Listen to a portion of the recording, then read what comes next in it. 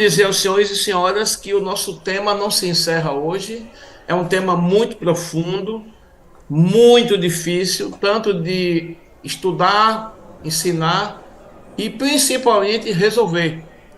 Eu, sinceramente, não creio que nós consigamos resolver a problemática das drogas ilícitas e também das lícitas neste mundo.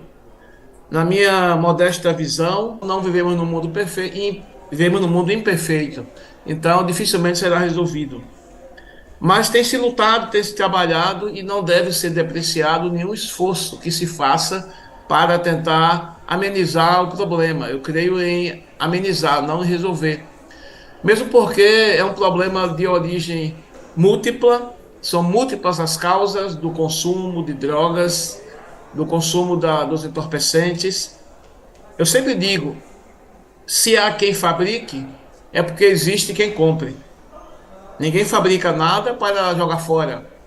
Quem produz alguma coisa, produz para venda, para ter retorno financeiro. E o mundo das drogas vive disso, do retorno financeiro que é muito alto, por conta justamente de ter quem consuma. As pessoas, por diversos motivos, optam por esse caminho do uso das substâncias entorpecentes, ou psicoativas, como se fala, e é um caminho complexo, geralmente sem retorno. Claro que existem pessoas que conseguem abandonar, mas se formos comparar o índice dos que abandonam para os que continuam e até morrem, a diferença é muito grande, muito gritante. E nós acreditamos, enquanto educador, que o caminho é a educação, o caminho é a informação, o caminho é a melhora das relações sociais, principalmente na família. Então, a gente vê que para combater drogas, precisamos tratar de família. Eu creio que até em um primeiro momento. Famílias estruturadas, equilibradas, independente da condição social, elas têm uma tendência maior a que os seus membros não se envolvam nesse tipo de situação. Famílias desestruturadas, embora às vezes ricas, riquíssimas, levam os seus componentes muitas vezes a buscarem em drogas aquilo que não conseguem ter no seu lar, no seu dia a dia, enfim. É muito complexo, é multifatorial. Países ricos vivem esse problema, países pobres vivem esse problema. Então, é uma situação realmente muito complicada. Façamos a nossa parte, como aquela história do beija-flor que joga uma gotinha de água no fogo da floresta para tentar apagar, né? E alguém diz, você não vai conseguir, ele fala, eu estou fazendo a minha parte.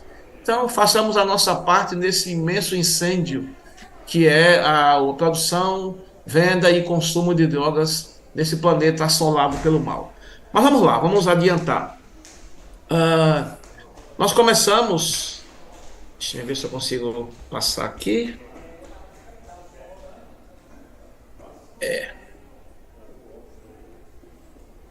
Passou aí a tela, aqui não está passando para mim, só aparece o primeiro slide. Agora Será que passou. seria Passou. interessante colocar Foi agora para vocês? Passou? Passou, sim, passou. Pronto. Então vamos lá. Beleza. O uso de drogas não é uma coisa nova, não é uma coisa recente. Isso existe, como diz o povo antigo, né? Desde que o mundo é mundo, como falava o pessoal da antiguidade. As civilizações mais antigas das quais temos registros, elas já faziam uso de substâncias que alteravam a percepção, alteravam o modo de enxergar o mundo, por vários motivos. Desde a cura física de problemas de saúde, passando pelas experiências místicas, né, as chamadas experiências espirituais, a conexão com seres superiores, ou muitas vezes apenas como lazer. Embora no passado esse uso era muito restrito. Na questão do uso religioso e terapêutico, os pajés, os xamãs, enfim, aquelas pessoas detentoras de um conhecimento maior nessa área, elas faziam esses rituais usando produtos que alteravam a percepção e o objetivo era quase sempre curar, aliviar os males, afastar os espíritos do mal, enfim, na cultura desses povos, diversas funções. Não era um uso liberado indiscriminadamente, muito pelo contrário, era muito restrito, era um conhecimento passado de pai para filho, geralmente, né? Ou aquela pessoa, quando chegava perto do fim da vida, ela já havia preparado alguém para assumir o seu lugar, e esse conhecimento ficava muito restrito. Os efeitos sociais, tanto objetivos, como de curar, de dar alívio espiritual, como subjetivos do uso de droga, ele tem muito a ver com esses contextos de cada sociedade, de cada tempo, de cada cultura, e eram ou não controlados formal ou informalmente, né? Tanto pelo uso de leis, quanto pelo uso restrito por conta dessas pessoas. Como eu disse, havia princípios, havia regras, a coisa não corria frouxa. E era comum haver restrições. Essas restrições tinham a ver muitas vezes com idade, com o gênero. Geralmente aos homens eram permitidos mais do que às mulheres, e principalmente classe social. Sempre houve as classes que dominavam, mesmo dentro de uma tribo, né, tem aquele grupo que domina, e as culturas desenvolvia, cada uma delas desenvolvia sua maneira de usar, suas regras, seus costumes, e havia algum tipo de fiscalização, seja de maneira formal, por leis que eram criadas para esse fim, seja pela vigilância, digamos assim, ou controle informal, que era a própria pressão da sociedade que não admitia as pessoas se comportarem de maneira diversa do status quo do momento ou da época. Continuando, vemos aqui um card em que ficou bem legal os registros daquilo que eu acabei de citar para os senhores e senhoras.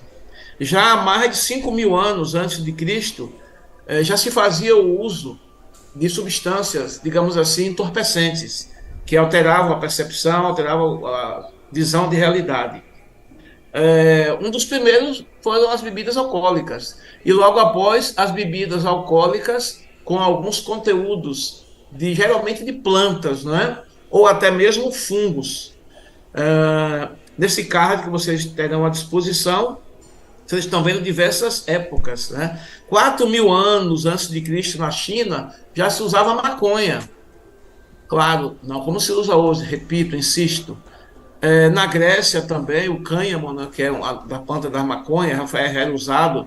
Quando o Colombo chega às Américas, América do Central, do Norte, ele já encontra ali os indígenas usando o tabaco. É muito famoso o cachimbo da paz, né, que era usado em rituais de cura e rituais de celebração ou de fechamento de acordos. Quem já assistiu filmes de faroeste, né, lembra que quando havia um acordo de paz, sentavam-se brancos e índios e se fumava o cachimbo da paz. Tem até uma analogia um tanto quanto nefasta, né, desse cachimbo da paz. Tem até uma música com esse tema e tal. Mas o cachimbo realmente era usado o tabaco, né, a folha do tabaco, e o ritual era uma coisa esporádica, de momentos. Na América Central e do Sul, nós já tínhamos a coca, ou a folha da coca, que até hoje o pessoal nativo tem o costume, né, de mascar a folha da coca, seja para efeitos anestésicos, seja para reforçar as energias, e por aí vai. As drogas modernas, elas surgem no final do século XIX, para o século XX. A gente tem aí, em 38, a descoberta do LSD, né, que é o ácido lisérgico, feito de modo acidental. Se pesquisa uma coisa e às vezes se acha outra, é o que acontece muito na ciência, né? Muitos remédios são pesquisados, fabricados com um objetivo e depois se descobre que ele pode ter outra aplicação, positiva ou negativa. No caso do ácido lisérgico, a aplicação foi negativa, evidente.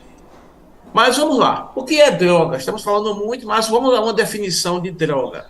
A definição clássica da Organização Mundial de Saúde seria qualquer substância que não é produzida pelo organismo e que tem a propriedade de atuar sobre um ou mais de um sistema e produz alterações no seu funcionamento. Então, essa é a definição clássica que a Organização Mundial da Saúde dá para o que é droga.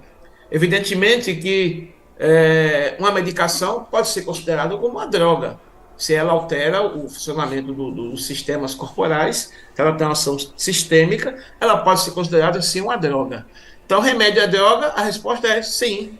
Medicações são drogas, seja elas naturais ou sintéticas, se alteram o funcionamento dos sistemas corporais, podem ser classificadas como drogas. É evidente que aí nós temos uma diferença entre as drogas lícitas e as ilícitas.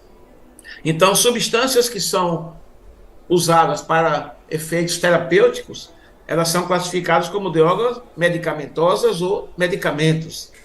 E aquelas que causam prejuízos ao corpo, malefícios à saúde física ou mental, ou psicológica, são consideradas como venenos ou tóxicos. É interessante que a gente ressalte que existem medicações que podem atuar tanto de uma forma quanto de outra. Pode atuar com efeito terapêutico, promovendo bem-estar e cura, como pode efetuar com efeito tóxico, efeito que vai, de alguma maneira, aludir ao mal-estar, ao prejuízo para o corpo. A diferença é somente dosagem. Aliás, alguém já disse, né? Que a diferença entre um veneno e um remédio é a dosagem. E, às vezes, é uma linha muito tênue, muito fina, que separa uma coisa da outra. Gente, vocês estão conseguindo me ouvir bem? Eu estou falando, não sei se estão me ouvindo. Me dá um feedback aí. Sim. Perfeito. Ótimo. Qualquer coisa me sinalize. Não estamos ouvindo, caiu a conexão.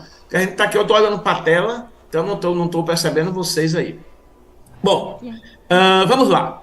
As principais drogas que alteram ou são usadas para alterar o funcionamento cerebral, causando modificações, né, no estado da pessoa, são conhecidas como substâncias psicoativas. Claro que nem todas as substâncias psicoativas, como algumas pessoas entendem, provocam dependência. No entanto, substâncias que estão presentes em muitos, digamos assim, produtos de uso doméstico, de alguma maneira elas podem vir a causar dependência. Nós temos no nosso contexto, como público-alvo especial, os adolescentes. Os adolescentes, eu estou abrindo um parênteses aqui, porque é o nosso público-alvo, né? O público mais procurado, mais, digamos assim, arregimentado por as pessoas que fazem esse comércio ilegal de drogas, são os adolescentes. E hoje, cada vez mais, até crianças também. A adolescência, porque é um período muito interessante, não vamos aqui discorrer sobre a adolescência, mas só tocar aqui alguns pontos rapidinho. É uma fase de mudanças, é uma fase em que a presença dos amigos como influenciadores de comportamento e opinião é muito forte. Dizem que até os 7 anos, os pais são os heróis dos filhos. Dos 7, 8 até os 13, 14, muitas vezes são os professores, principalmente os professores de excelência. Um dia serei um. E a partir daí entram as amizades, os amigos. E é uma fase complicada, porque essas interferências e influências externas, elas tomam um papel primordial, como quase que verdade absoluta na vida desse público, desses adolescentes. E por isso eles se tornam mais vulneráveis a todo tipo de interferência nefasta. Tem o lado bom, uma boa interferência, uma boa companhia, um bom relacionamento, e aí entra a importância da família, da confiança nos pais, se torna crucial nesse momento para combater o lado ruim que pode aparecer. Esse contexto social, esse contexto colegial, digamos assim, de vizinhança, de meio onde está inserido, isso vai contribuir muito para um desvio de conduta, digamos assim, de muitos desses jovens. Por natureza, a adolescência é um período de experimentação, e essa experimentação, infelizmente, que é uma coisa natural, leva muitos jovens a adotarem um comportamento que a gente chama de risco. Muitos e muitos. Por exemplo, na questão sexual. Hoje em dia, cada vez mais cedo, inicia-se a vida sexual. Pasmem, senhores e senhoras, eu tenho e tive alunas de 11 anos grávidas, meninas, né, crianças, de 11 anos, 12 anos, que já são mães.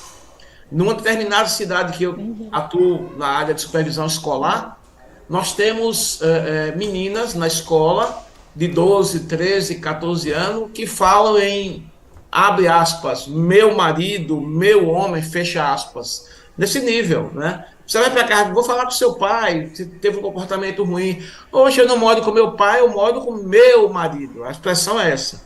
Então, pasmem que realmente é uma situação extremamente complicada. E aí, além do sexo, vem também o consumo de bebida alcoólica, o uso do tabaco, e por aí se leva ao uso de outras substâncias chamadas de psicoativas.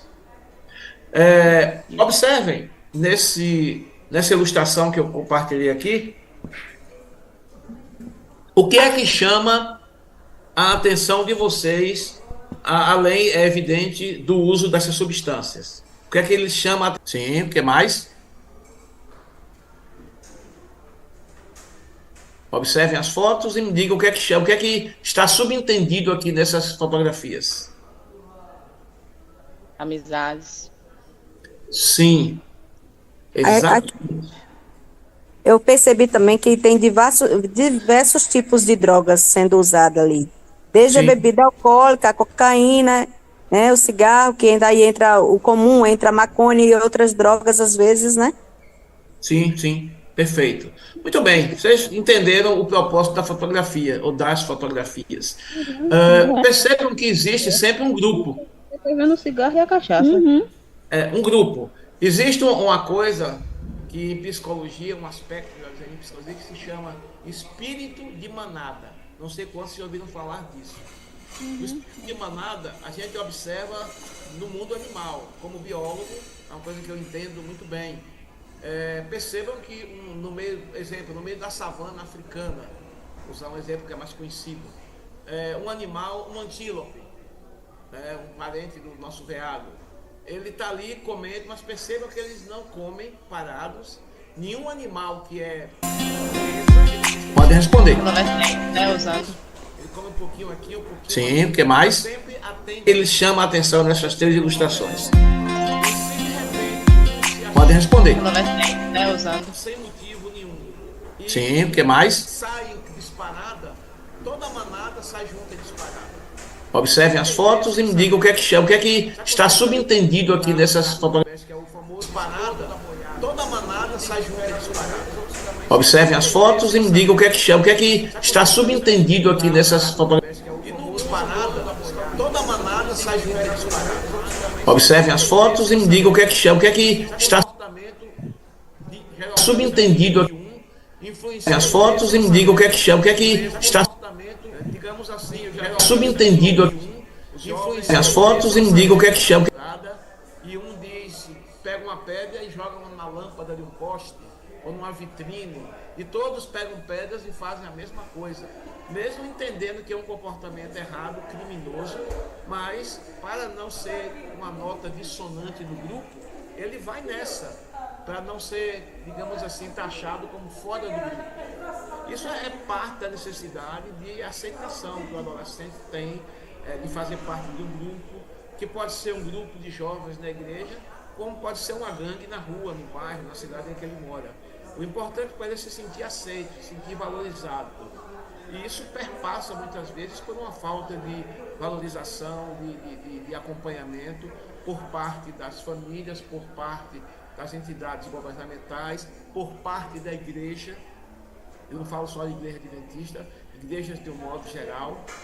Nós às vezes deixamos nossos jovens muito soltos, não temos um compromisso mais efetivo com eles, e isso muitas vezes leva a desvio de comportamento, justamente pela necessidade de sentir-se aceito, querido, protegido, enfim, ter uma identidade.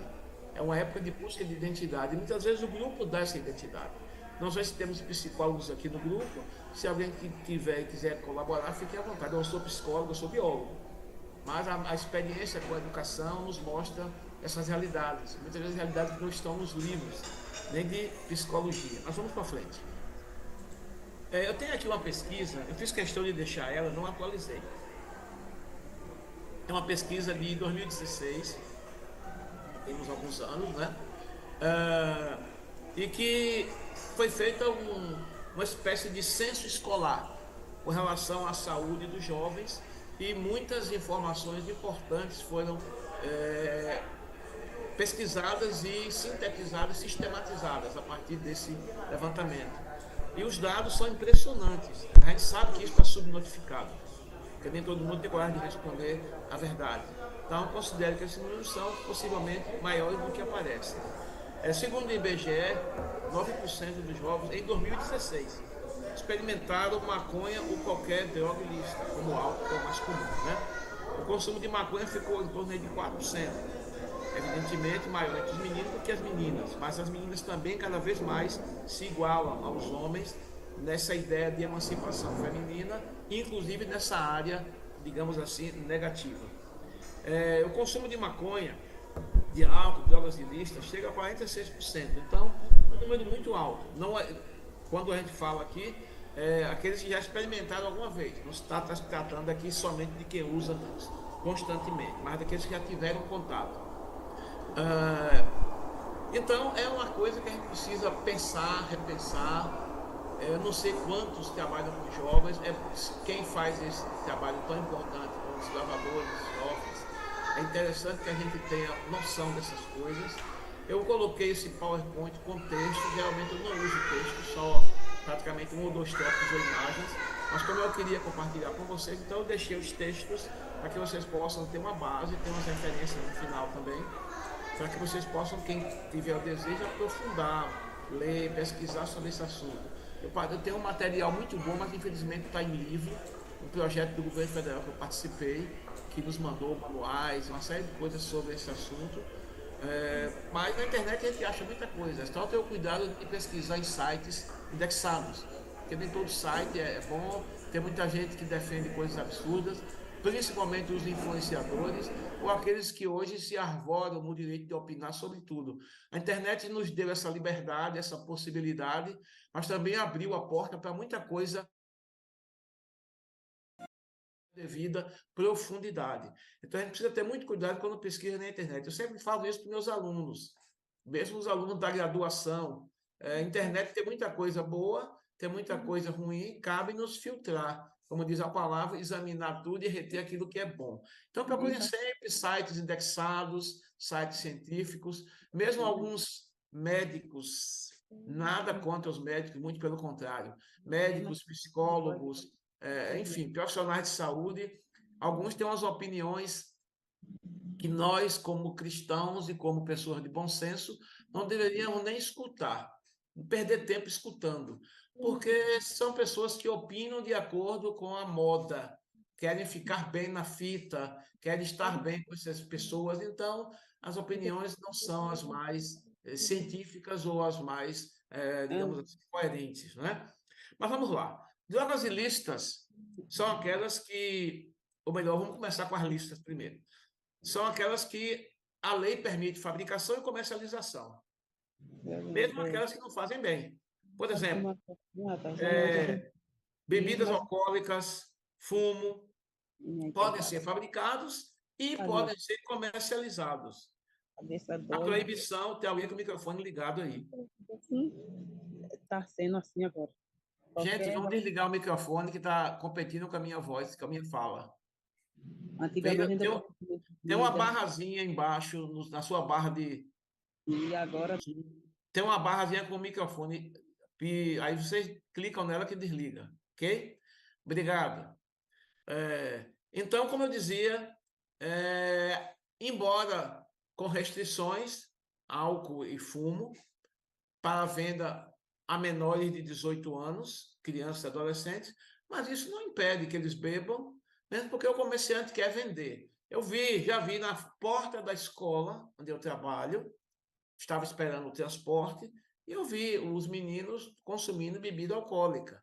Como assim? Um maior de idade vai até o estabelecimento, compra e bebe junto com os menores, né? Então, são as chamadas drogas lícitas. Por quê? Paga imposto, é interessante para o governo esse retorno financeiro. Todo mundo sabe o prejuízo que o álcool causa, mas ninguém se atreve a proibir. Pelo contrário, é liberado, né? E a gente vê a frase mais cínica do mundo: beba com moderação. Como é que alguém consegue moderar quando começa a beber? A moderação tem que vir antes, não beber. Mas depois que a pessoa começa a beber, fica difícil. É como você descer uma ladeira em uma bicicleta sem freio. A velocidade só aumenta. A gente tem uma circunstância interessante. Na década de 30, se a memória não me trai, os Estados Unidos criaram a famosa Lei Seca, que era proibida a fabricação e a comercialização de bebida alcoólica. Não deu certo, estimulou o tráfico, vindo principalmente do Canadá, México, e Al Capone, né, o famoso Al Capone, o gangster, enriqueceu com esse tráfico. Que as pessoas queriam beber, elas não queriam a proibição. Então, como eu digo, é uma questão, tem quem consuma, vai aparecer quem produza, não resta dúvida.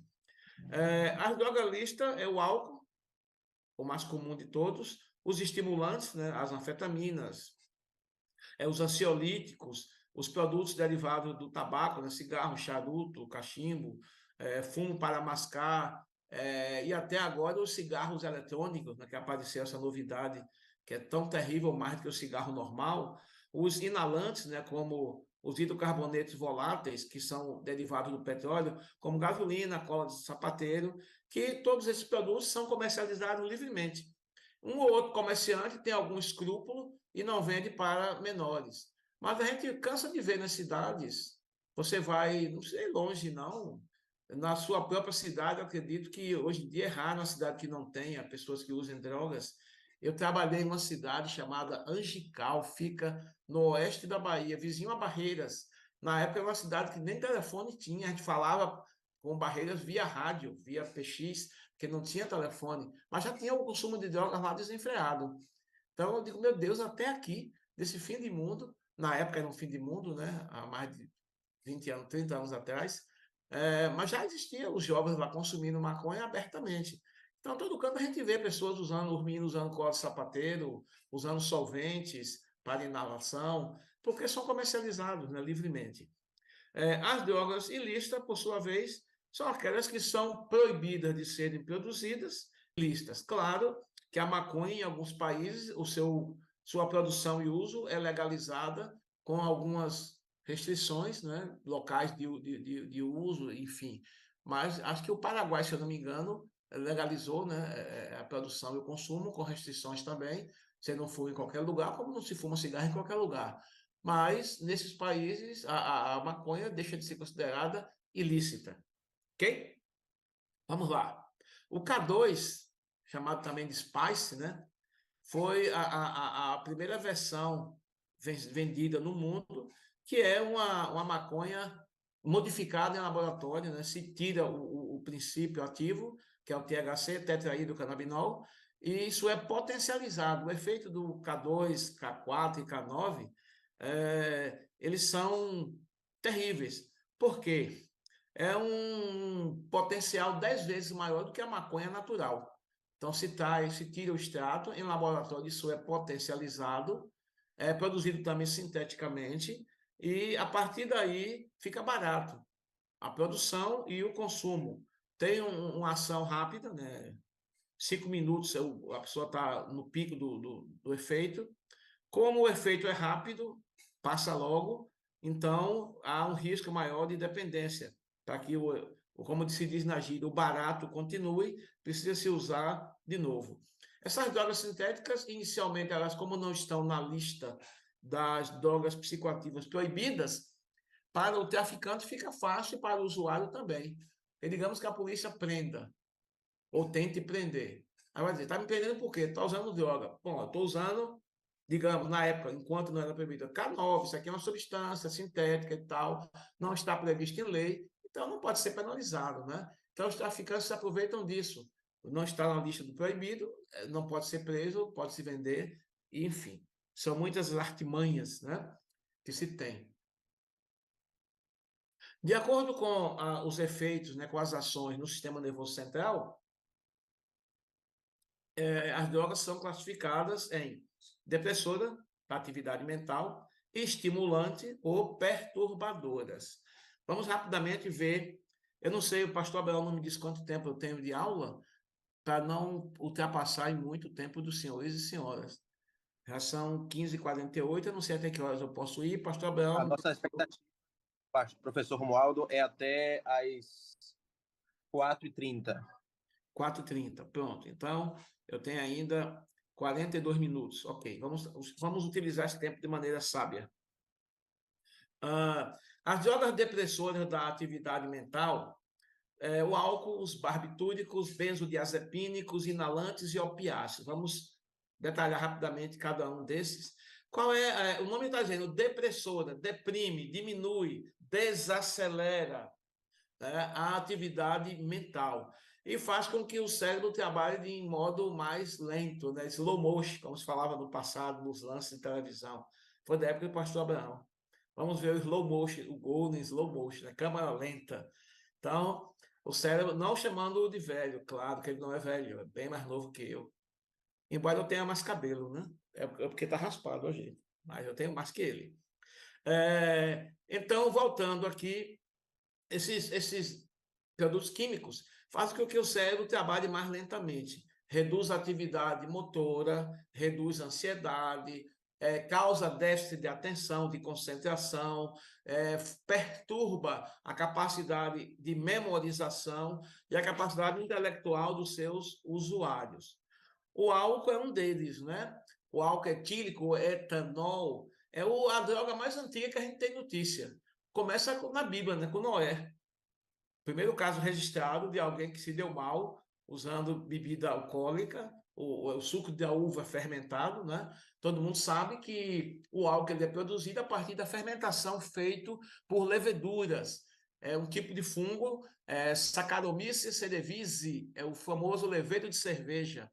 Então, esse fungo ele tem a capacidade de quebrar o açúcar, transformando-o em álcool. É isso que faz o vinho e faz a cerveja. O teor alcoólico fica em torno de 10, 15%, dependendo do tipo de açúcar, do tipo de fermentação, do tempo. E para potencializar esse efeito, a gente vai ver mais adiante, só através da destilação. Então, o álcool tem propriedades antigas, já experimentada pelo nosso patriarca Noé, para a vergonha dele e da família, e é o uso mais discriminado em termos de substância que causa problemas no cérebro de depressão, e é o álcool. Por ser legalizado, isso tudo fica mais fácil. E as pessoas hoje, elas têm no álcool um elemento que, digamos assim, ajuda na socialização. Em uma festa, a pessoa que não bebe é considerada um alienígena. Como? Você é desse planeta, você não bebe? Vem para uma festa e não bebe? Sim, não bebo. Então passa a ser olhado de modo até esquisito, né? Ih, esse camarada aí, isso aí não, viu? Não bebe. Então, a pressão do grupo, nesse momento, se faz muito forte. E as meninas, né? Principalmente quando é homem, as meninas, oh, mas você não bebe, velho, qual é? Sei o quê. Venha se alegar, venha se juntar para a gente. E o cara que quer fazer média, muitas vezes vai nessa, né? Experimenta e passa mal, mas na outra festa experimenta de novo, passa mal de novo e vai indo até que acostuma. E ele vai e passa a ser agora consumidor. Tem aquele consumidor esporádico e tem aquele consumidor que envereda por um caminho sem retorno, né? Que já é um caso de patologia, né? De doença. No caso das bebidas alcoólicas, a pressão do grupo ela é muito grande, muito forte e muito eficaz, infelizmente. Eficaz e eficiente. Segundo a pesquisa do IBGE, 56% dos alunos do nono ano, vejam, alunos de 14, 15 anos. A câmera aqui no Brasil, não sei se estamos falando para outros países, já experimentaram e muitos são usuários constantes nas festas E isso varia de estado para estado. No Rio Grande do Sul, 68%, no Amapá, 43%. Então, veja, do norte para o sul do país, uma diferença muito significativa. Graças também à questão social, né? No sul do Brasil, as pessoas têm um nível de vida um pouco melhor, então termina também isso influenciando ao consumo maior de bebidas alcoólicas. Aqui na Bahia, que é onde eu estou no momento, eu tenho alunos do ensino fundamental 2, nono ano, que são usuários constantes nas festas. A gente vê as postagens, né? Eles fazem questão de postar fotos com um copo de bebida na mão. Isso dá uma afirmação, né, muito grande ao indivíduo, dá uma ideia de que ele é poderoso, que ele é empoderado, que ele é autônomo, que ele faz o que ele quer da vida dele. E isso causa inveja em muitos outros que também querem enveredar por esse caminho. É complicado. E o mais interessante é que a gente vê adultos na segunda-feira no trabalho comentando: vou imitá-los. Pô, velho, esse fim de semana nós derrubamos 2 garrafas de cerveja. Ah, besteira, eu, fulano, derrubamos foi 3. Cheguei em casa morto, estou aqui todo quebrado. A expressão é essa. Então, para essas pessoas, é até motivo de orgulho dizer que se embebedou, que ficou bêbado, enfim. É extremamente complicado, porque são adultos. Os barbitúricos são substâncias sintéticas que, desde o início do século XX, têm propriedades muito parecidas com o álcool e com os benzodiazepínicos. Foram produzidos inicialmente para tratar a insônia, né? O objetivo era esse, mas a dose para efeito terapêutico e a dose letal, a diferença é muito pequena. Então, muita gente morreu por overdose desses barbitúricos. Ou muita gente que, de propósito, quis tirar a própria vida, né? Alguns por acidente, exagerado consumo, toma um comprimido, não consegue dormir, toma 2, não consegue, toma 3, e aí chega na dose tóxica, e muita gente morreu por conta disso. Então, quais são os efeitos? Capacidade de raciocínio e concentração diminuída, o relaxamento e a sonolência, que é o que se deseja numa dosagem terapêutica, e os reflexos se tornam mais lentos. Então, são comprimidos que não se deve tomar para quem vai dirigir ou quem vai trabalhar com máquinas perigosas. Então, não é recomendável. Os benzodiazepínicos, na década de 60, a medicina começou a usar. Qual é a diferença? Era mais seguros que os barbitúricos. Então, começou a se usar isso para tratar as pessoas que tinham ansiedade, que tinham transtornos emocionais, psicológicos, pessoas que não dormiam bem, enfim. Mas vejam que, geralmente, essas medicações, elas tratam as consequências e não as causas. Então, de muitas maneiras, os remédios químicos, não são todos, é evidente, mas muitos remédios químicos, eles só trabalham nas consequências, sem se investigar ou se tratar as causas, o que torna essas pessoas eternamente dependentes, mesmo que não seja uma dependência psicológica, né? Mas uma dependência do sentido de sem isso eu não vivo, sem isso eu não durmo, e aí se toma frequentemente.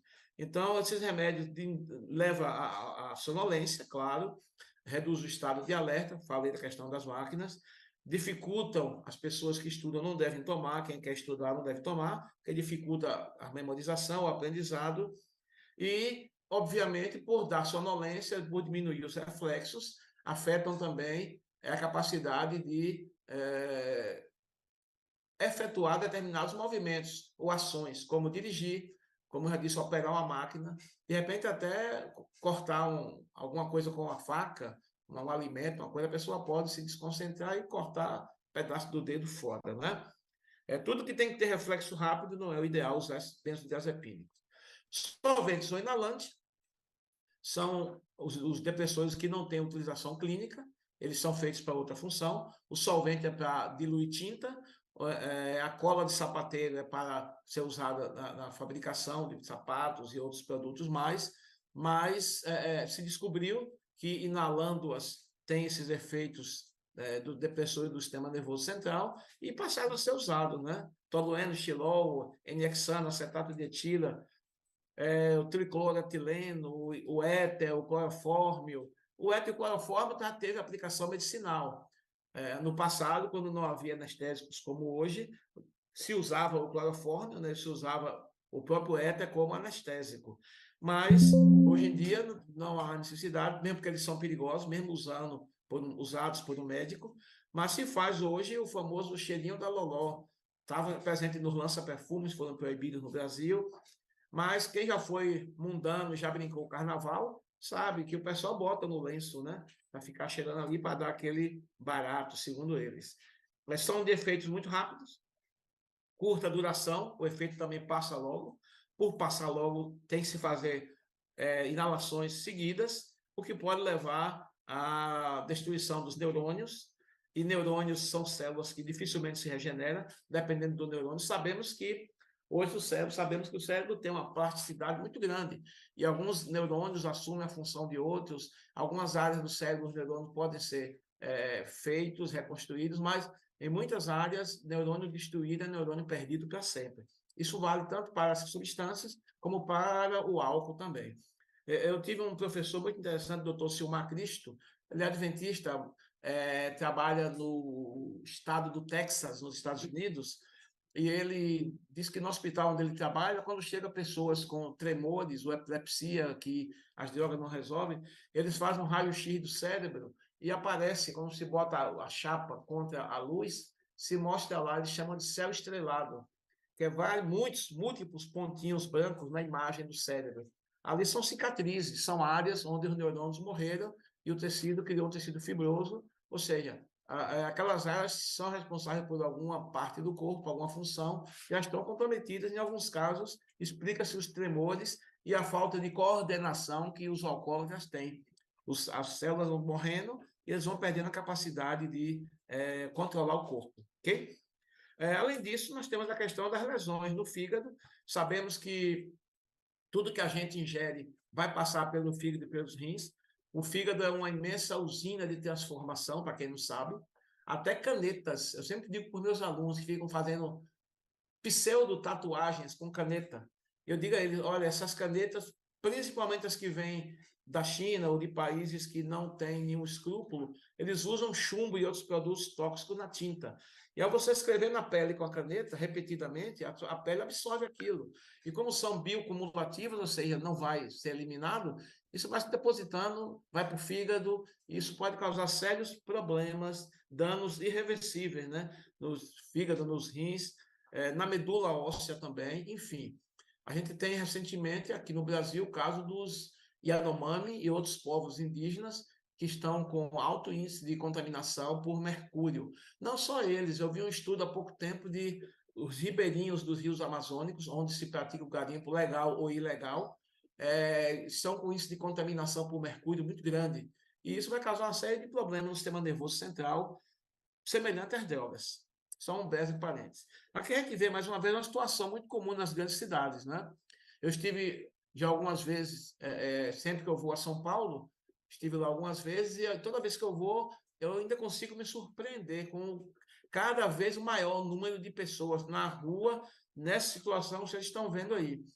Eu me lembro que no ano passado eu estive por lá, e eu passei ali novamente, eu sempre gosto de ir na Igreja da Sé, ali no centro de São Paulo, e uma coisa que me chamou a atenção foi o número de barracas, de improvisadas, de pessoas, moradores de rua, e de pessoas nas escadarias da Catedral da Sé, usando drogas, pedindo drogas, roubando pessoas para poder comprar droga. Eu presenciei um assalto desse, o camarada arrancou a corrente de uma mulher que ia passando, e todo mundo saiu correndo atrás, e conseguiram pegar, e bateram nele bastante. Mas roubou para quê? Para trocar por pedra de crack, né? Então, não pode ficar sem, o desespero leva a isso. Mas é uma situação complicadíssima, principalmente desses meninos de rua, filhos de pais que também moram na rua. É difícil, é complicado. Os opioides são as chamadas drogas naturais derivadas da papoula. Papoula é uma flor, vou mostrar já já.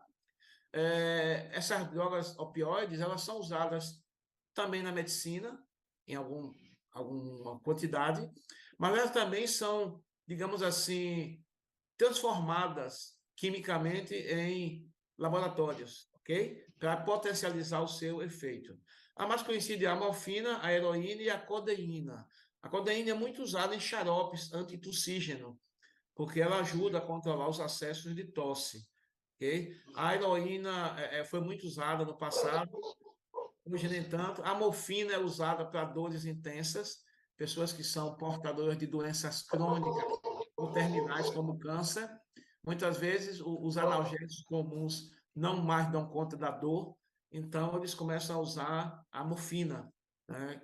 E em alguns casos, hoje se prova que os extratos que têm teor de THC, eles também, o tetraidrocannabinol da maconha, eles também têm um poder de eficiência muito grande no controle da dor.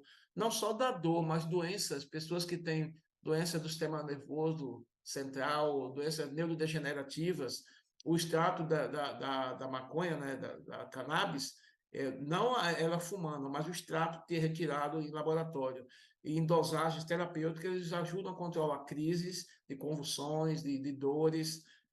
Em muitos países, isso é vendido legalmente em farmácia. O Brasil tem uma resistência muito grande quanto a isso, mas é comprovado que ajuda e que não dá o famoso barato, né? É só se controlar isso pela indústria farmacêutica ou, enfim, existem alternativas aqui, existe associação de pais que tentam produzir ou tentam importar essa substância para o bem-estar dos seus filhinhos. Mas a gente vê aí que os opioides, eles deprimem o centro respiratório e pode causar parada respiratória com a perda de consciência e morte. Tem efeito sedativo. No meu tempo de jovem, era muito comum os meninos roubarem, digamos assim, os xaropes que os pais compravam, que comprava, dava para a criança que estava doente, sobrava um restinho, guardava para outra vez, e a galera tomava para dar um barato, né? Porque tem a codeína, justamente, que é um opiáceo. Aí está a flor da papoula, é esse látex, né, o que a gente chama comumente de leite. É esse látex aí que é retirado, aí vocês estão vendo os cortes, como se fosse da seringueira, nossa seringueira aqui. Então, do botão aí se tira esse látex e dele vai se refinar e obter o ópio, a heroína e a codeína. Estão vendo aí foto de uma plantação, uma flor muito bonita, não é? Mas que infelizmente tem esse mau uso. A segundo tipo de droga, falamos das drogas depressoras. Pontuaremos agora sobre as drogas estimulantes da atividade cerebral do sistema nervoso central. Anfetaminas, cocaína e tabaco são as principais. Vão acelerar, é o contrário da outra. Enquanto a outra diminui, essa daqui acelera o funcionamento do cérebro do sistema nervoso. Aí vai dar aquele estado de alerta exagerado, insônia e aceleração dos processos psíquicos. As anfetaminas são sintéticas, são usadas sem muita restrição, ou melhor dizendo, com total liberdade, seria a palavra certa, por principalmente caminhoneiros.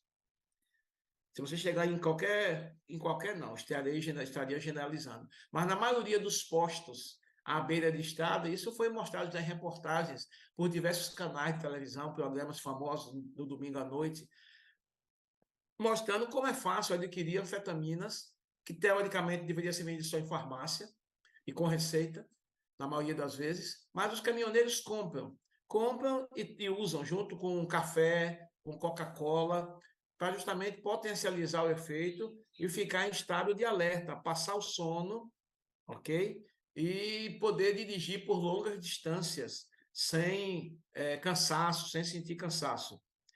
É complicado, né? Porque diminui o sono, mas também diminui o apetite e dá uma sensação de energia, de força, de poder. Só que o corpo tem um limite. Chega uma hora que o efeito passa e a pessoa simplesmente apaga. O tio de uma conhecida minha, que é caminhoneiro, ele rodava daqui da Bahia, do polo petroquímico de Camaçari, para o polo petroquímico de Cubatão, em São Paulo, com aquelas carretas que levam produtos químicos. E ele conta que uma vez ele estava chegando, já estava dentro do estado de São Paulo. Quem já foi em São Paulo por rodovia sabe que a estrada, a BR, ela tem uma ponte que passa por cima da represa. Eu não me lembro se é a Billings ou se é a Guarapiranga, que faz parte do sistema de abastecimento de água de São Paulo. é uma descida no alto da montanha, o lago está no vale e depois uma subida. Ele disse que lembra quando engatou a marcha de velocidade da carreta para descer a serra. E só lembra que acordou quando já tinha subido a serra. Ou seja, ele atravessou toda a extensão da represa com a carreta, carregada de produtos químicos, dormindo. Simplesmente o corpo apagou. Por quê? Porque saía da Bahia e dirigia sem parar até chegar em São Paulo. Hoje, o Sindicato dos Caminhoneiros já conseguiu que as empresas obriguem, né, elas têm controle por via satélite, obriguem o caminhoneiro a parar e a descansar, dormir pelo menos 8 horas. Então, eles têm os postos marcados, direitinho, mas quem é autônomo não segue essa regra. Isso vale para os caminhoneiros de empresas. Vocês podem ver no final da tarde eles parando nos postos, porque se ele não parar, a empresa consegue travar a carreta via satélite. Mas então eles têm a obrigação de parar no posto para se alimentar, tomar um banho, descansar, para no outro dia, a partir de tal horário, enfrentar a estrada novamente. Mas só que os caminhoneiros autônomos não têm isso. E como eles dependem do que fazem para viver, então eles tomam mesmo isso aí abertamente. E muitos acidentes envolvendo carreteiros têm como causa justamente o uso dessas drogas, né? Veja que a pupila dilata, se a pupila dilata vai comprometer a visão, ataque cardíaco, elevação da pressão, que se o cara já é hipertenso pode dar uma parada cardíaca, como AVE, enfim. Então, é complicado. A tendência é que o indivíduo fique agressivo, né? Está vendo aí? Ter delírio, ter convulsão, enfim, é complicado. A cocaína. A cocaína é uma droga muito usada, principalmente entre... Opa, passei aqui demais, desculpem. Entre as pessoas de classe alta, que é uma droga cara. Pobre usa crack e maconha. Pessoas que têm uma boa condição financeira usam cocaína. Muito usada no meio empresarial, quase ninguém fala, mas os estudos apontam isso. Muitos executivos, os famosos CEO, né, de muitas empresas, fazem uso da cocaína. Por quê? Porque ela dá uma sensação de empoderamento, de força, de capacidade. Aquele que é tímido, a timidez é quebrada, ele vai para uma reunião de negócios com toda a disposição, com toda a garra, com toda a força, com aquela sensação de poder que muitas vezes inibe os demais, os concorrentes, enfim. Mas é uma droga muito complicada de se tratar, extraída da folha da coca, pode ser consumida em pó, cheirada, no caso aspirada, pode ser injetada, enfim. Ou, no caso, pode ser também ingerida via oral, dissolvida em água ou em álcool, que é o que muitos fazem. E a parte mais bruta dessa produção é o crack, né? O crack é o resíduo da produção da cocaína, que pode ser fumado, e por ser fumado é mais perigoso. Chega rapidamente no cérebro e a atuação é terrível, né? Atua sobre a serotonina, que é o neurotransmissor, além da noradrenalina e da dopamina. São neurotransmissores que dão a sensação de prazer. E é por isso que é difícil um viciado largar. Porque a sensação de prazer que a droga dá, ele quer ter isso o tempo todo. E ele quer repetir, e vai se afundando cada vez mais. Principalmente pessoas que têm problemas emocionais. A droga é uma fuga, ela vai para um mundo onde ela fica bem. Quando ela usa droga, fica bem, os problemas somem, a dor some, enfim. E para ela é interessante ficar nesse mundo, por isso que é tão difícil combater. Vamos adiantar por causa do horário. O que vocês estão vendo, né? A forma injetável, a forma de aspiração. Lembrando que quem faz uso aspirado, o pó ele vai destruindo a mucosa do nariz.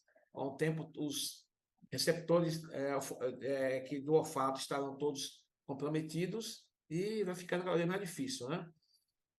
A cocaína dá essa sensação de poder, como eu falei, excitação, hiperatividade, insônia, falta de apetite, perda da sensação de cansaço. Quem trabalha em alta pressão, digamos assim, né? Empresas que cobram muito, apertam muito o funcionário. Inclusive, a gente tem notícia de pessoas que trabalham em área de risco, como empresas de exploração de petróleo. Tem pessoas que não aguentam o ritmo, né? O pico de trabalho é muito forte. E elas, então, recorrem à cocaína para dar essa força extra. E, por terceiro lugar, chegamos nas drogas que perturbam a atividade mental. Aí a gente tem a maconha, os alucinógenos, LSD, êxtase, e os anticolinérgicos, que vai combater justamente a acetilcolina, que é dos neurotransmissores, né? Os anticolinérgicos são terríveis também. Produzem distorções do funcionamento do cérebro, aí vem os delírios, alucinações, alteração do senso de percepção, a pessoa fica tateando em busca de uma coisa que ela não consegue pegar, né? A questão de espaço-tempo fica comprometido e são realmente muito terríveis esse tipo de droga. A maconha é o mais comum, é a cannabis sativa, é a planta, né, o nome científico, e suas variedades, tem as subespécies, umas mais potentes do que outras. Delas podem ser tiradas as folhas e flores para ser fumado. O haxixe, que é uma pasta, né, semissólida que se obtém por pressão da flor ou inflorescência, são um conjunto de flores. O girassol é uma inflorescência, por exemplo, só para ter ideia. Preparações com maiores concentrações de THC, né, que é tetraidrocannabinol, tem efeitos psíquicos agudos, bem-estar, calma, relaxamento, menos fadiga. Em outros casos, gera angústia, atordoamento, ansiedade, medo, enfim. Cada pessoa vai reagir de uma maneira diferente. O uso crônico vai interferir na capacidade de aprendizagem, pode chegar à chamada síndrome da amotivacional. Amotivacional quer dizer sem motivação. Esse prefixo A é o prefixo de negação.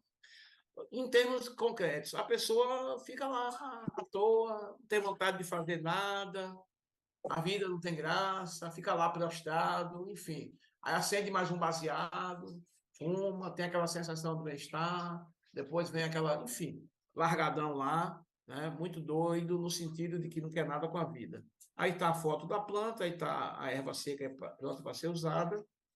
Os alucinógenos, aqueles que vão mudar a percepção do funcionamento do cérebro, tendo várias alterações e fazendo com que a pessoa tenha alucinação e delírio. O que é alucinação? Ver aquilo que não existe, né? Nós temos aí os primários, que são os que fazem efeito com dose que não vai alterar outras funções do organismo, só mesmo ali a nível mental, e os secundários, né? Como eu falei, como os anticolinérgicos, que vai atuar também em outras funções do corpo, não só no quadro mental. As plantas com propriedades alucinógenas são muitas e conhecidas, como eu falei, desde a antiguidade. A gente tem alguns cogumelos, temos um cacto no México, principalmente o peyote, que da onde se extrai a mescalina, a jurema, que é uma planta brasileira, e muitas outras plantas, como o chá do Satdaime, né? Você já ouviu falar, né? A ayahuasca, que é uma combinação do cipó com uma outra planta lá, que tem efeitos... Enfim, eu até fui convidado para uma reunião no grupo desses uma vez, aí eu agradeci muito a pessoa, que era uma pessoa até do bem, né? Não é uma pessoa do mal, não, mas estava embarcando nessa, não, a gente reúne, é muito legal, a gente recebe seres astrais, a gente vai a outros mundos, etc. Então, as pessoas vivem muito em busca disso, né? Não se contentam com a realidade e, para fugir dessa realidade, elas vão por esses caminhos aí. Muitas filosofias também apoiam. O LSD, que foi descoberto por acidente, o desejo era de outra coisa, não era para fazer ou criar alucinações, tem efeitos terríveis, que vão de 4 a 12 horas, vejam, um efeito duradouro, praticamente metade de um dia, e ele faz com que a pessoa tenha uma distorção da realidade com relação às cores, formas e perfumes, se enxerga cores que não existem, se vê coisas que não tem na vida real, tudo muito psicodélico. Foi muito usado pelo movimento hippie na década de 60, os hippies usavam muito. Existe essa perda de discriminação de espaço-tempo, alucinações que podem ser visuais ou auditivas, ou seja, a pessoa enxerga coisas, ou ouve coisas, ou as duas coisas. Pode ter sensação de medo, enxergar monstros. Teve gente que já pulou de prédio, já atirou na própria cabeça para se livrar daquele monstro que aparecia na vida dele, na frente dele. Pessoas que matam a outra, enxergam no outro um agressor, um ser monstruoso que vem para liquidá-lo e ele vai para se defender e mata a outra pessoa. Companheiros e companheiras que já foram mortos assim. Não que a pessoa quisesse matar o companheiro, outra pessoa, mas ele via companheiros e companheiros que era fora da realidade. E para se defender, ele terminava atirando, ou esfaqueando, ou batendo na pessoa. É isso aqui. Existem, inclusive, artistas que pintam quadros sobre o uso do LSD. Eles usam as drogas, têm visões como é que vocês estão enxergando aí na tela, e depois eles reproduzem isso em quadros que são vendidos e tal, enfim. Os delírios, delírio de grandiosidade, o cara se julga super poderoso. Tem casos de pessoas que tentam parar um carro em alta velocidade, eles se acham tipo assim um Superman, né? E vai para frente do carro e tenta parar o carro e terminam morrendo atropelados. Alguns acham que pode voar e se jogam do alto do prédio. Eu vou voar, voa direto para a morte, né? Embaixo.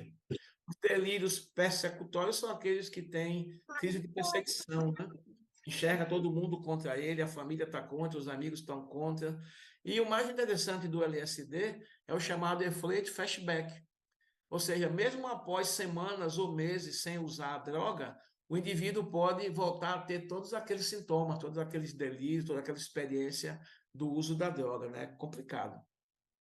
O êxtase é uma substância sintética, né, produzida no laboratório, que tem correlação com as anfetaminas, propriedades estimulantes. É muito usado por jovens que participam de raves, né, danceterias, boates, associados com álcool, ou seja, uma combinação extremamente perigosa. E muita gente tem morrido, né? Muita gente tem morrido por conta do uso de êxtase associado a álcool, à dança, e são muitas as causas. Não vamos entrar nelas aqui agora. Aqui está a foto, o que é vendido nas baladas, né? Os anticolinérgicos são sintetizados a partir de plantas em laboratórios ou são provenientes de plantas e vão bloquear a acetilcolina, como eu falei, que é o neurotransmissor, e vão produzir efeitos sobre o psiquismo. Provocam alterações no funcionamento dos sistemas biológicos, ou seja, do corpo. Portanto, são drogas que são um pouco específicas. Tem também efeito de delírio, de perseguição. Depois dos anticolinérgicos, tem o tabaco, que é uma droga de maior uso hoje, depois do álcool. Por incrível que pareça, se bebe mais do que se fuma. No Brasil, hoje, principalmente, né? Eu não sei na realidade de vocês, mas aqui para nós, na minha cidade, Alagoinhas, até mesmo aqui onde eu estou hoje, em Esplanada, a gente não vê muita gente fumando, como em São Paulo, por exemplo. São Paulo é terrível. Não fuma no metrô, que é proibido, no ônibus, mas quando você chega na estação do metrô, você vê aquela nuvem muitas vezes, né? As pessoas saem loucas do metrô, do trem, para fumar. Então, eu vejo muito isso no sul-sudeste. Vi muito mais do que aqui no norte e nordeste. Posso estar enganado, mas é a minha percepção, pelo menos de onde eu andei, né? E o cigarro tem hoje um largo contrabando e é causa de doenças cardiovasculares, o infarto, o AVE, né, que é o acidente vascular encefálico, antigamente chamado de AVC, morte súbita, doenças do sistema respiratório, como enfisema pulmonar, a asma, bronquite, que é a inflamação dos brônquios, né? A doença pulmonar obstrutiva crônica, o DPOC, né, chamado, câncer, e câncer não só de pulmão, mas também de boca, faringe, laringe, esôfago, estômago, pâncreas, rim, bexiga e útero, e além de atuar na questão reprodutiva, né? Ele diminui a fertilidade da mulher, principalmente.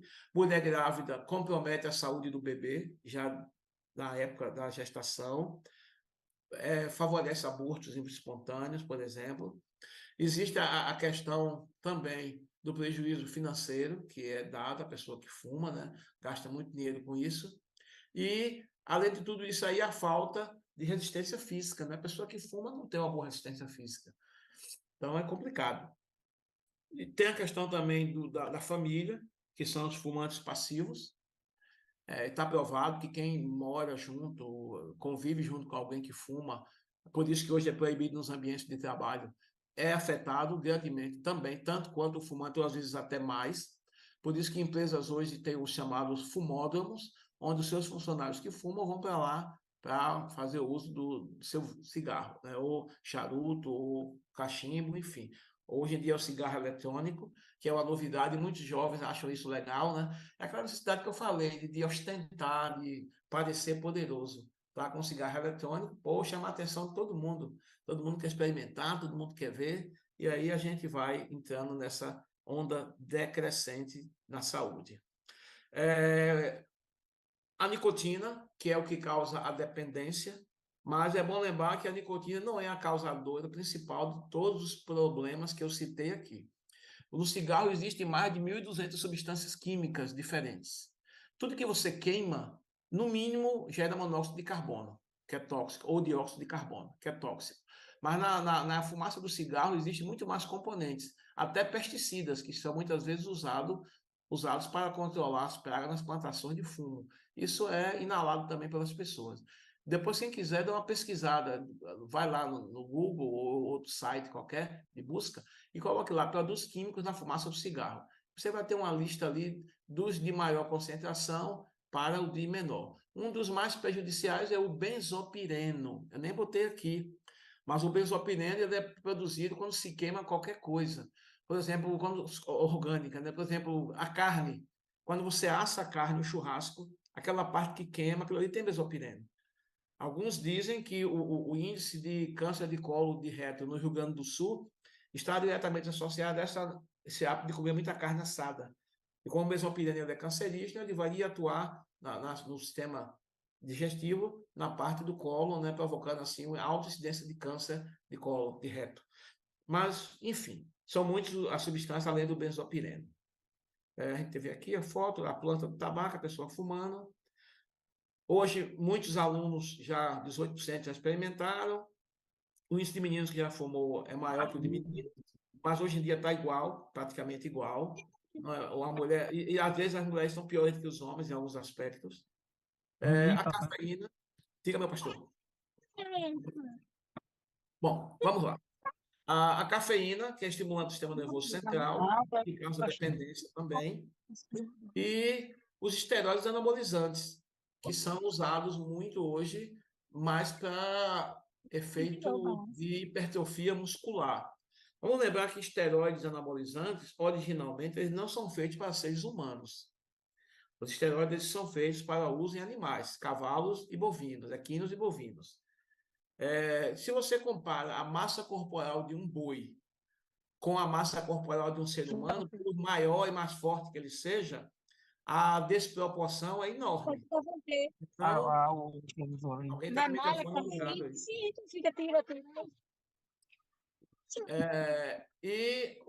Esses esteroides, eles são injetados, né, e podem causar doenças seríssimas, desde reações alérgicas no próprio músculo, provocando abscessos, tumores, até as doenças sistêmicas, como doenças cardiovasculares, alterações no fígado, porque tem que metabolizar aquilo ali, eliminar, ou até câncer do fígado, cirrose, alterações musculoesqueléticas, ou seja, nos músculos e nos ossos, que são indesejáveis, como a ruptura de tendões.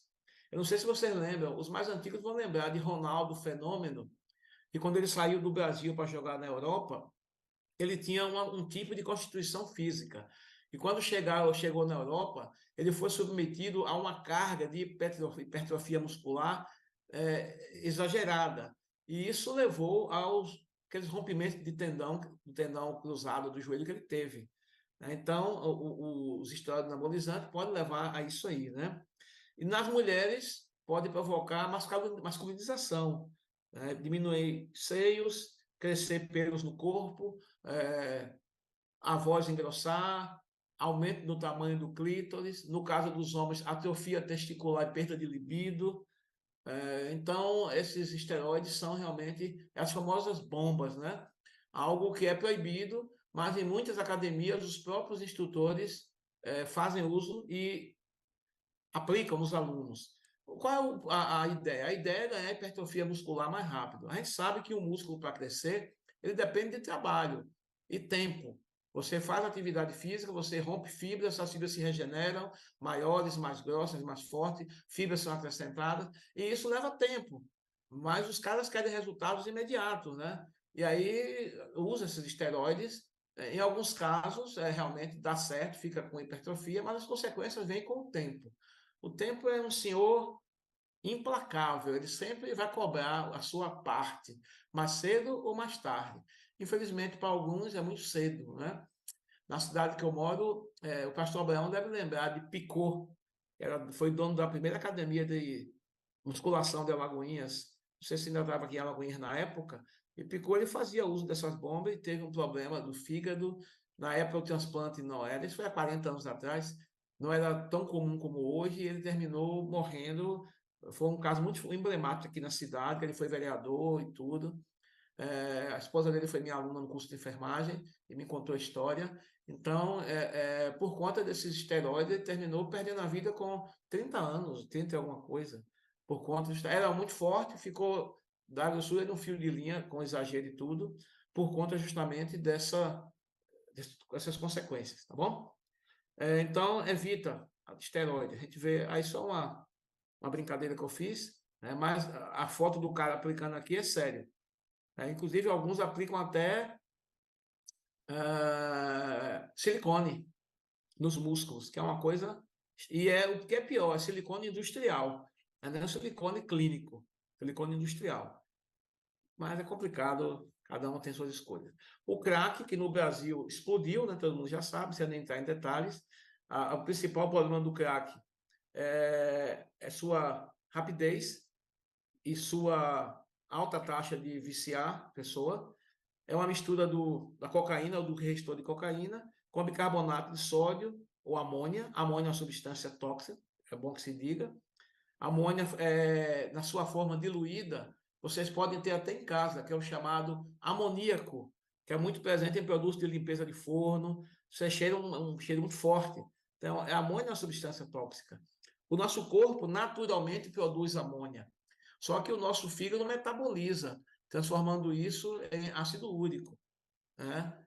Nos animais, algumas espécies, em ureia, mas amônia é altamente tóxico e a pessoa inala isso indiretamente para o cérebro, não pode ter um efeito, senão aqueles que a gente vê aí nas ruas.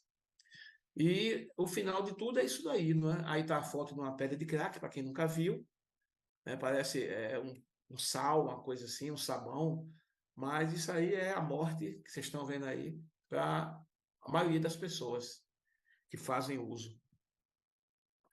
Bom, ação da droga no sistema nervoso central, já falei, né? Cocaína vai para o cérebro rapidamente, dos pulmões para o cérebro, de 6 a 8 segundos. Nas veias vai até 20 segundos para chegar. No crack vai a sensação de prazer enorme, mas como o efeito passa logo, a pessoa quer usar de novo e quer usar, e quando não tem, rouba, mata para fazer uso. Não tem fome ou não tem sede direito, enfim, isso faz com que o corpo vá perdendo vigor até a morte, né? Os usuários são classificados em experimentadores, aquele que experimentou por curiosidade, mas não continua a usar. O ocasional, aquele que usa numa festa, enfim, ocasionalmente. O habitual, que faz uso frequente, embora com um mínimo de controle, mas já não está num bom caminho. E o dependente, é aquele que a droga faz com que ele rompa com todos os padrões sociais, com o padrão familiar, com o padrão da sociedade. Ele se isola, se marginaliza e vai para as cracolândias da vida, porque a família não aguenta, e às vezes ele mesmo se sente preso em casa, não consegue ter o que quer e vai para a rua buscar. E aí vem a magnitude do problema, algumas perguntas que eu fiz aqui. Por que há tanto consumo de drogas atualmente? Essas são perguntas para vocês discutirem depois entre vocês aí, enfim. Quem usa precisa ser tratado? A gente via em São Paulo há pouco dia a discussão sobre a internação compulsória ou não do pessoal da Cracolândia, os cracudos, como o pessoal chama. Por lei, ele pode ser internado contra a força ou não? Até onde isso viola a liberdade individual dessa pessoa? Então, são questões que veja que perpassam pelo campo jurídico, né, pelo campo médico, por isso que não é uma questão fácil de resolver. Quais as causas que levam ao consumo ou ao consumo exagerado? Como eu falei no início, as causas são múltiplas e todas precisam ser discutidas. Por que algumas pessoas desenvolvem dependências e outras não? Então, são perguntas que a gente precisa conversar, resolver, entendendo que é um problema que atinge a todos. Todo mundo tem ou já teve um parente que é usuário de algum tipo de droga, seja o tabaco, seja o álcool, ou seja uma droga ilícita, ou até mesmo uma medicação que a pessoa se tornou dependente. Os antidepressivos, os remédios para dormir hoje em dia são muito, muito, muito comuns na vida de muita gente, né? Não passa sem aquilo. Então, é complicado. É um problema grande, não pode ser resolvido da noite para o dia. Aqui são pesquisas que eu botei aqui, tá? Para vocês olharem no Brasil, não vou entrar em detalhe disso aí. Quero me fechar aqui pelo tempo que eu tenho, já acabou agora. Consegui quase que fechar no tempo, mas é uma coisa que precisa ser discutida na igreja. Eu sempre digo, e às vezes eu não sou compreendido, a nossa igreja, ela, como todas as igrejas do modo geral, não só a adventista, mas todas as evangélicas e a católica também, enfim, as religiões de um modo geral, elas muitas vezes fecham os olhos a determinados problemas. E o problema das drogas é um deles. A gente precisa discutir isso, a gente precisa conversar sobre isso, a gente precisa que as famílias tenham ciência dessas coisas, que os pais efetivamente aprendam para que possam ensinar os filhos, mas é difícil para um pai que bebe dizer ao filho que não beba. A um pai que fuma dizer ao filho que não fume.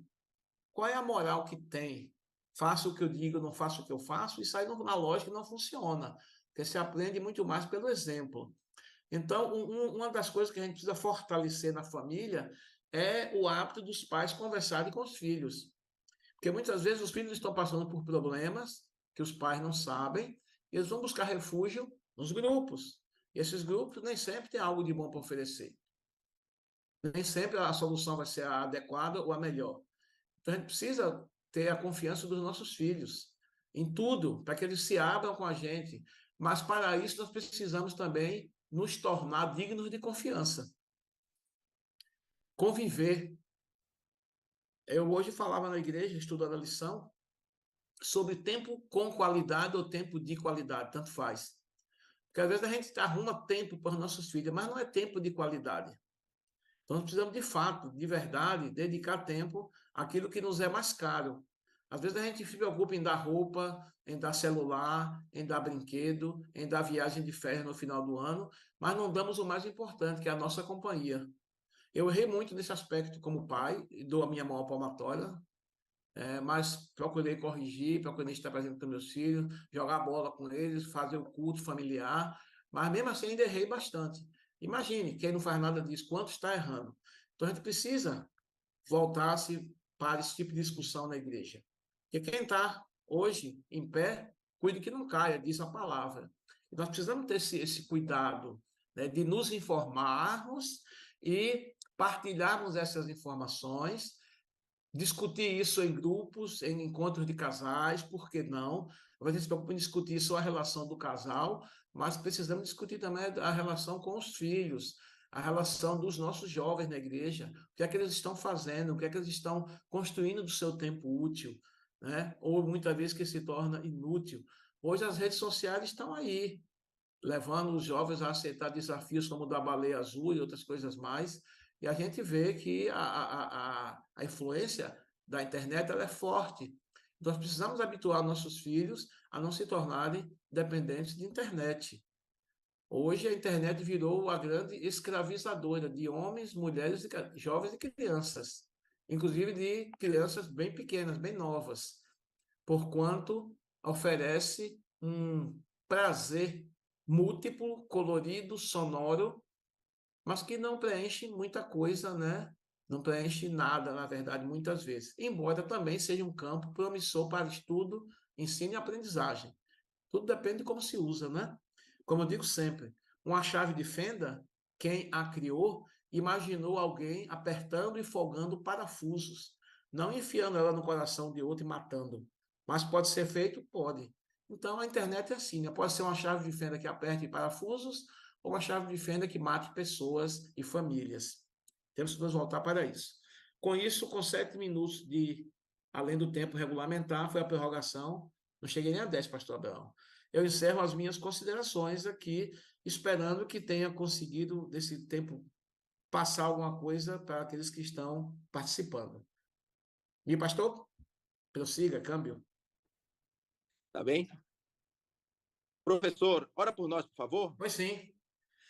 Bondoso Deus, eterno Pai, louvado, exaltado, glorificado seja o teu santo nome, exaltado seja o nome do Senhor Jesus Cristo, bendito seja o Espírito Santo que nos conduziu nesse estudo nessa tarde, e pedimos ao Pai que o que aprendemos não seja em vão, que o Senhor nos ajude a pôr em prática, nos ajude a orientar outros e com o conhecimento que estamos obtendo nessa formação sobre saúde, possamos levar nossa vida a um melhor andamento e também compartilhar com outros, para que possam também cuidar-se fisicamente e, sobretudo, cuidar-se espiritualmente. Fica conosco nesse restante de sábado e essa semana que daqui a pouco vai começar, que seja guiada por ti e que tudo que venhamos a fazer, de alguma maneira, honre o teu nome, glorifique o nome do Senhor Jesus, exalte o teu Santo Espírito e edifique o nosso próximo e a nós mesmos. Pedimos em nome de Jesus. Amém.